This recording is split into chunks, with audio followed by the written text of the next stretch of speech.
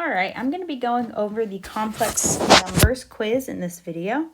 Starting out, I just want to point out to you that if you never actually take the time to read the standards that are on your quiz or test, you might want to start doing that because sometimes you can find some helpful information like the fact that I squared is -1 or even standard form in that part of the quiz. All right, 1 through 4, we are simplifying the radical and then writing in standard form. And number 1, the first thing that I want to do is break it up into the pieces that I know how to simplify. So for example, I know the square root of -1. So I'm going to break this down into the square root of -1 times the square root of 81. That's because I know that the square root of -1 is I. And then the square root of 81 I know is 9. And if you don't know, use your calculator. But the answer to number 1 is 9i. All right, question number 2. It's the square root of -56. So I'm going to first break it down with the square root of -1 times the square root of 56. The square root of -1 is I. The square root of 56, if you plug it into your calculator, you notice it's not a perfect square because we do not get a whole number answer. So instead of being able to take the square root, all I can do is simplify this one. In order to do that, I want to find the largest perfect square that 56 is divisible by. So if you want to start listing those out on your paper, remember, I'm just doing 1 squared, 2 squared, 3 squared, 4 squared, 5 squared, and so on and so on. But looking at this list, I know that the largest perfect square 56 is divisible by is 4. So I'm going to break it down into its factors, the square root of 4 times the square root of 14.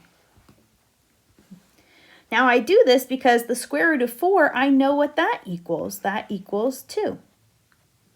The square root of 14, well, that cannot be simplified anymore. So that stays the square root of 14. My answer is 2i times the square root of 14. Now, you might have different numbers than I have. There are different versions of the quiz, but the flow should stay the same. Your number 1 should follow a similar process that my number 1 did. All right, this next one, 3 minus the square root of -16. All right, so I'm going to start with just the square root of -16, simplify that, then find my final answer. For this one, I'm going to, again, break it up, the square root of -1 times the square root of 16. I know that the square root of -1 is I, and the square root of 16 is 4, because 16 is a perfect square. So then I've got 4i in place of the square root of -16. And I get 3 minus 4i. The last thing you need to do here is make sure that it's in standard form because now we have a complex number, the real piece and the imaginary piece. So make sure it's always real plus imaginary. And in question number 4, step 1 is going to be to simplify this radical. So again, the square root of -1 times the square root of 36.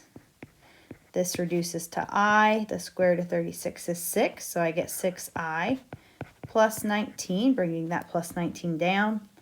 Now, this one is not in standard form because remember, it's real first, then imaginary. So it should actually be 19 plus 6i. And as you rewrite in standard form, make sure you're very careful with the signs of each term. All right, moving on to the next section, I have to do the indicated operation. So addition, subtraction, or multiplication, and then simplify and write my answer in standard form. Question number 5 is a subtraction problem, and I notice that I have a negative or subtraction in front of parentheses. This means that that negative is being distributed to everything inside of the parentheses. But as soon as I get to that parentheses, I stop distributing. It does not distribute any further. So as I distribute, negative times 8i is a negative 8i. And negative times negative 7 is a positive 7. I'm going to bring down the minus 2, and I will bring down the 4i out front. Now I'm ready to combine like terms. Now a helpful hint is to always start combining the real numbers first and then do the imaginary. Then you're already in standard form. So I'll start with the real like terms. So positive 7 and negative 2. 7 minus 2 is 5. And then the imaginary pieces. 4i minus 8i. 4 minus 8, we get negative 4i. And there's my final answer for 5. For number 6, this one is just addition, so I don't need to distribute the addition. I can just ignore the parentheses and combine like terms. Still, I'm going to start with the real pieces first. So 5 plus 1 is 6. Then the imaginaries. 9i minus 6i. 9 minus 6 is a positive 3i. Again, look how I'm doing the real and then the imaginary, and these have both been in standard form. All right, number 7 is another subtraction problem, but first you have these radicals to simplify. So starting right here, and I'm just going to bring down the rest. So we get 6 plus the square root of negative 9. Remember, you can break it down into its pieces, and I get 3i. Minus, bring down the negative 4, and I'm going to bring down the sign. That way I don't forget what sign should go there. The square root of negative 49. Again, break it up. The square root of negative 1 is I, and the square root of 9 is 7. So I get 7i. All right, now I'm ready to distribute that negative. So I'm going to bring down the 6 plus 3i. And distribute negative 4, that double negative becomes a positive. Make sure that you write the positive here because you do not want to accidentally turn this into multiplication. This is addition subtraction. Distribute the negative to the last one. A negative positive 7i becomes minus 7i. All right, now I'm ready to combine like terms. 6 plus 4 is 10. 3i minus 7i, and be careful with your signs here. 3 minus 7 is negative 4i. If you're ever unsure about those signs, use your calculator. Number 8, I noticed that it is squared. Ooh, that's a little bit big. Remember, squared means to multiply by itself. So I need to actually write this out and multiply 2 plus 5i times 2 plus 5i. Notice that these are exactly the same. Don't go in and change any signs or change anything about it. A lot of times we get this confused with division. When it's squared, I multiply it by itself. Now I'm ready to distribute. So 2 times 2 is 4. 2 times 5i is a positive 10i. 5i times 2 is a positive 10i. And 5i times 5i. 5 times 5 is 25, so plus 25. And I times I is I squared. Just like with x's, when I multiply by itself, it gets squared. All right, as I simplify this, the first thing that I'm going to do is get rid of that I squared. I know that I squared equals negative 1, so I can substitute it in. Instead of being plus 25I squared, it can be plus 25 times negative 1, which really becomes minus 25. If it helps, you can bring all of this down too. You don't have to, but if it helps, you can. So here is what I am simplifying now. I'm going to combine the real terms first. So 4 minus 25 is a negative 21. Then the imaginaries, 10i plus 10i is 20i. And there's my answer. All right, 2 more here. We're going to multiply this next one, starting to distribute. 12 times 8 is 96. 12 times 2i is a positive 24i. Negative 3i times 8 is a negative 24i. And negative 3i times a positive 2i is negative 6i squared. All right, I'm going to start to simplify with the I squared. So this becomes negative 6 times negative 1, which then is positive 6. And then I'm ready to start combining like terms. So starting with the real terms first, 96 plus 6 is 102. And then positive 24i minus 24i, that actually equals 0i. And 0 times I just equals 0. So I don't have to actually put that in my final answer. 102 is good. All right, number 10, this is just distributing 2i times 5 plus I. So 2i times 5 is 10i. And then 2i times I is a positive 2i squared. Again, I'm going to simplify that I squared. That becomes positive 2 times negative 1 because this right now is 2 times I squared. Because it's multiplication now, when I substitute in negative 1, it stays multiplication. 2 times negative 1 is negative 2. So I get 10i minus 2. But in these problems, when I don't have to combine like terms, I especially need to make sure it's in standard form. This one is not. So I need to rearrange and be very careful with the signs as you rearrange. That is a negative 2. So negative 2 comes to the front. And it's a positive 10i. So positive 10i goes to the back. And there's our answer for 10. All right, continuing on to the back page, number 11, I'm going to divide, which really is just simplifying. My goal is to get I out of the denominator. I'm not allowed to have I in the denominator. To cancel it out, I'm going to use the complex conjugate.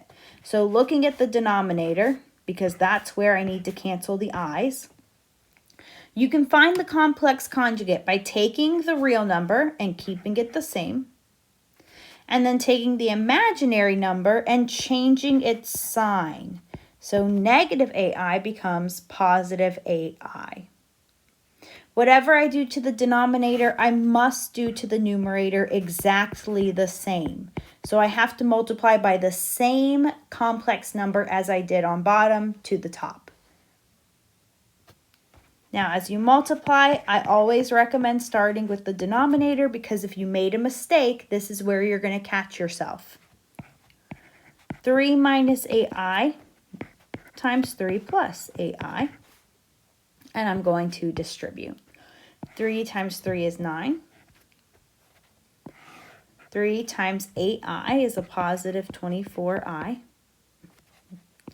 Negative 8i times 3 is a negative 24i.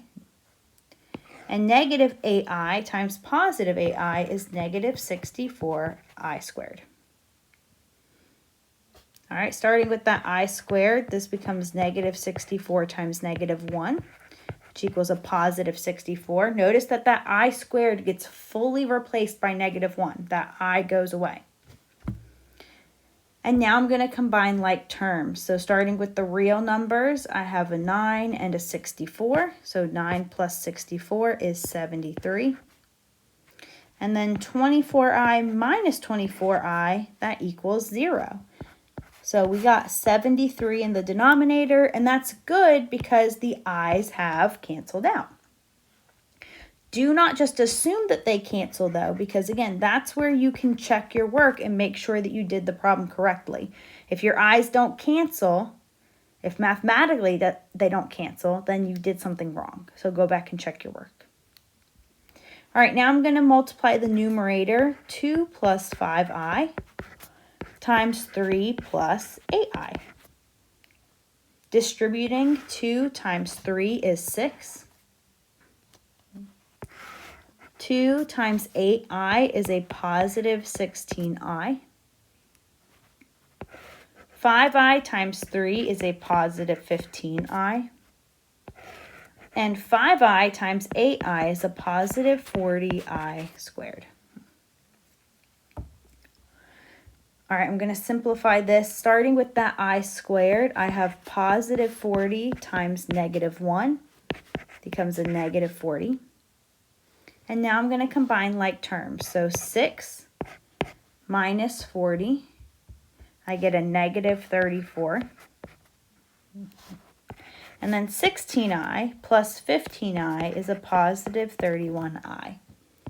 So negative 34 plus 31i. Now here again, make sure it's in standard form.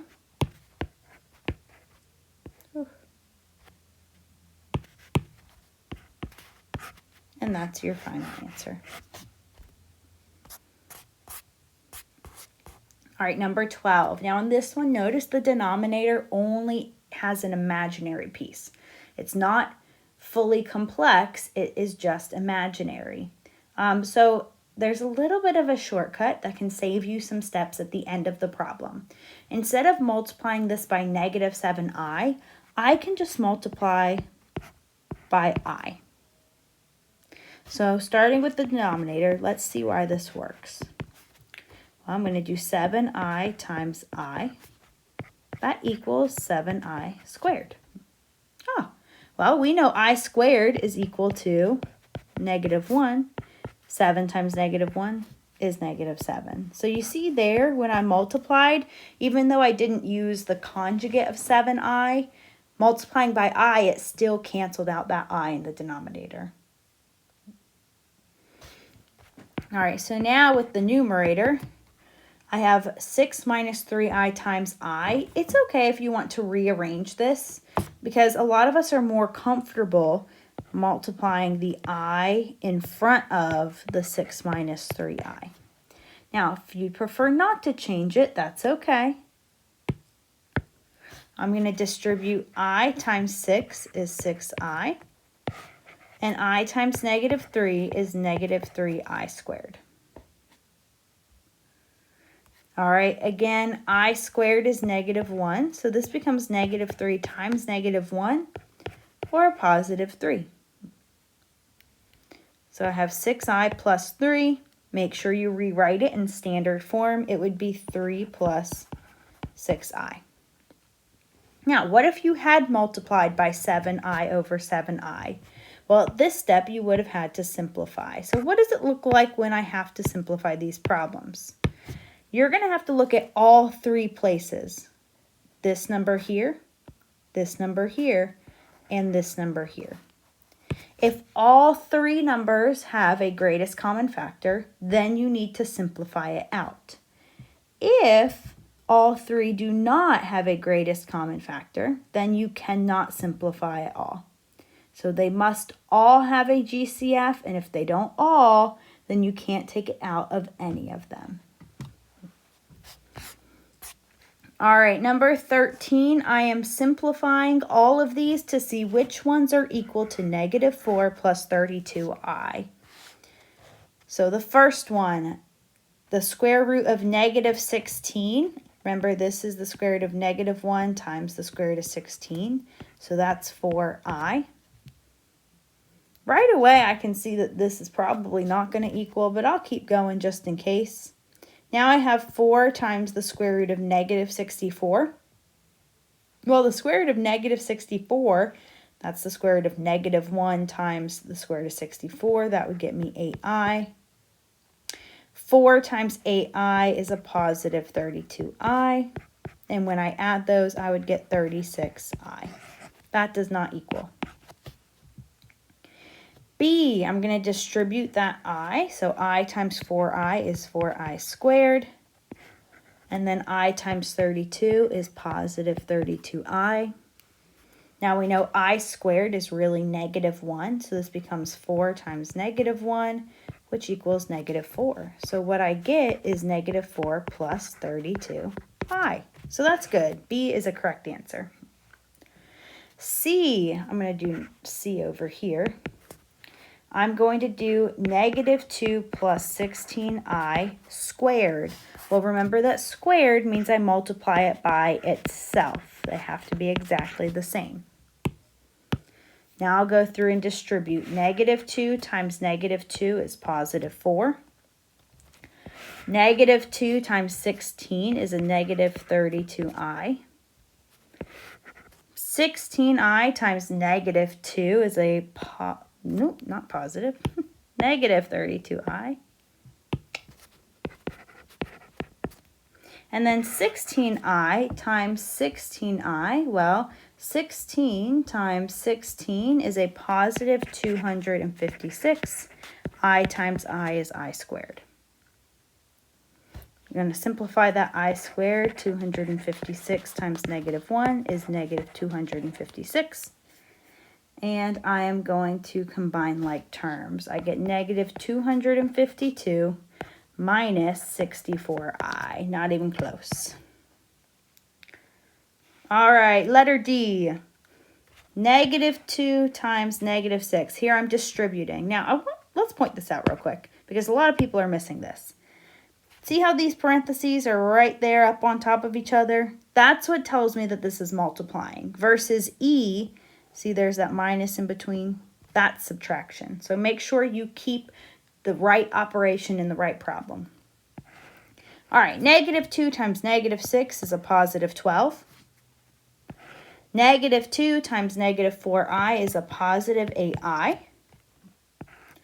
Negative 4i times a negative 6 is a positive 24i. And negative 4i times negative 4i is positive 16i squared. All right, I know that I squared really equals negative 1, so I'm going to go ahead and simplify that. 16 times negative 1 is negative 16. Combining like terms, 12 minus 16 is negative 4. And 8i plus 24i is positive 32i. And that's what I want. So D is also a correct answer. And the last one is E. So I'm going to bring down the negative 6 plus 44i and then distribute that negative. So negative positive 2 is minus 2. Negative 12i is positive 12i. Now to combine like terms, negative 6 minus 2 is negative 8. 44i plus 12i is a positive 56i. That one is not correct. All right, for the next section, we are simplifying the powers of I. And whenever I need the powers of I, I'm always going to ask myself the same question. And that question is, who won? And the answer is, of course, I won. I won, negatives in between. Now, if I'm winning, hopefully I'm winning a little bit of money. And we think money that comes in 4 is those 4 quarters. So 1 quarter is 25 cents, 50 cents, 75 cents, a whole dollar. This right here gets you the powers of I pattern that you can use to solve every power of I question. So how do I use it? I start with the problem, I to the 324th power. I take the exponent and divide it by 4. Why 4, you might ask? Because there are 4 choices in my pattern. When I divide 324 by 4, I get 81. Now, what I really care about is the remainder. Because there is no remainder, that means the remainder is 0. So, I to the 324th power really reduces to 1. And number 15. Well, there is a negative in front of my I, so let's just start with I to the 15th power first. So I'm going to take 15 and divide it by 4. 15 divided by 4 is 3.75. Now again, the only thing I care about is this 0.75. That tells me that I am in this row of my table. And so I to the 15th actually equals negative I. Now I'm going to bring down that negative from the front and then simplify what I have. Negative I is a positive I. All right, and this last one, number 16, notice that it has 2 pieces. You can do this 2 ways. You could simplify each one individually, or you can combine them into one I and simplify that. If you want to combine these into one, I to the 31st power times I to the 15th, this is the same as doing I to the 31 plus 15. You can just add their exponents. So this is equal to I to the 46th power. Now I can do 46 divided by 4.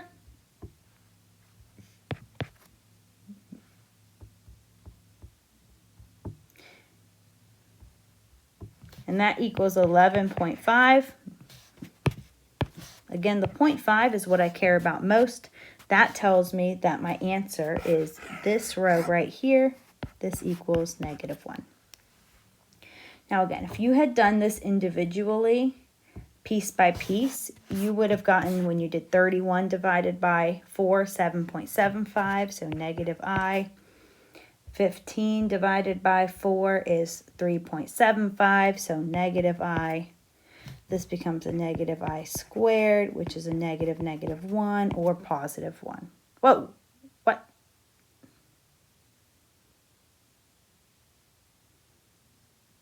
Wait. 31 divided by 4 is 0.75, which is negative I. 15 divided by 4 is 0.75, which is negative I, which is, oh, positive. I'm so sorry, guys.